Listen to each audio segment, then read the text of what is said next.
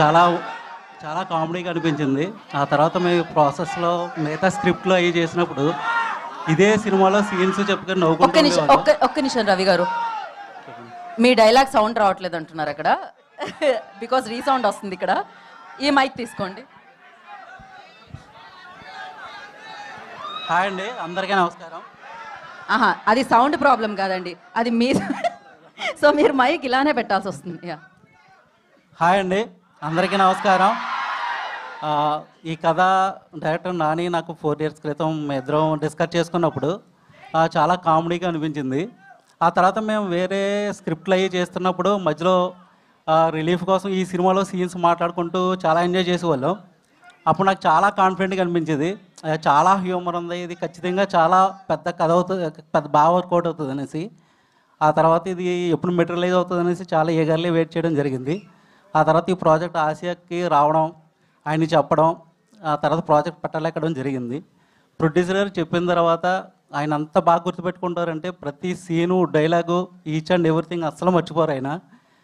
మేము ప్రాసెస్లో ఏదన్నా చిన్న సీన్ మర్చిపోయినా, డైలాగ్ మర్చిపోయినా మాత్రం ఇక్కడ ఈ సీన్ కదా, ఈ డైలాగ్స్ ఉన్నాయి కదా అని చెప్పేవారు. ఈ కథను నమ్మి ఆయన మేము ఆర్టిస్టులు అది సెలెక్ట్ చేసినప్పుడు అది దీనికి ఇది సరిపోతారు కదా ఇలా అనేసి అనుకున్నా. ఆయన చాలా పెద్ద క్యాస్టింగ్ అది ఇచ్చారు, చిన్న చిన్న క్యారెక్టర్స్ కూడా పెద్ద క్యాస్టింగ్ ఇచ్చి చాలా హెల్ప్ చేశారు. చాలా థ్యాంక్ యూ సార్. ఇంకా మరో ప్రొడ్యూసర్ శివ గారు, ఆయన జస్ట్ నవ్వుతారు, ఆ నవ్వులోనే ఒక 10 మాటలు మాట్లాడినట్టు అనిపిస్తుంది. చాలా ధైర్యంగా అనిపిస్తుంది ఆయన నవ్వు చూసినప్పుడు. Thank you sir.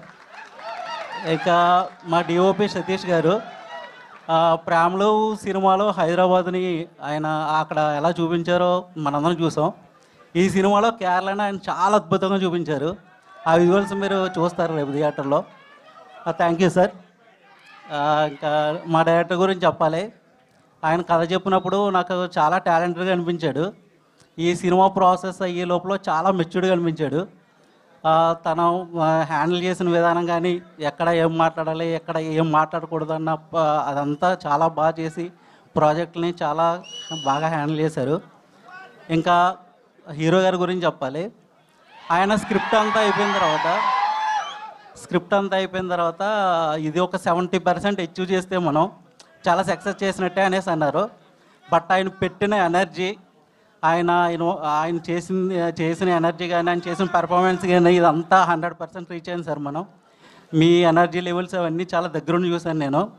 మీరు చేస్తున్నప్పుడు కానీ, వాడు సినిమా గురించి అది చెప్తున్నప్పుడు కానీ అసలు మీరు ఎంత ఇంట్రెస్ట్ చూపిస్తున్నారు, ఎంత ఎనర్జీ పెడుతున్నారు, ఎంత ఫైర్ ఉందన్నది నేను చాలా దగ్గర నుంచి చూశాను. మీరు ఇప్పుడు ట్రైలర్లో చూసింది జస్ట్ 5% మాత్రమే. సినిమాలో చాలా ఎదిరిపోద్ది.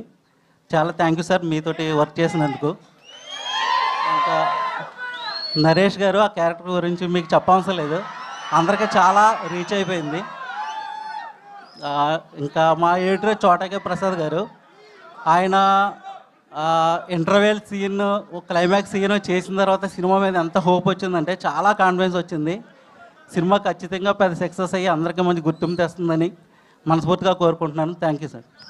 Thank you so much and wish good luck. నా డిఓపి సతీష్ రెడ్డి గారు మాట్లాడతారు.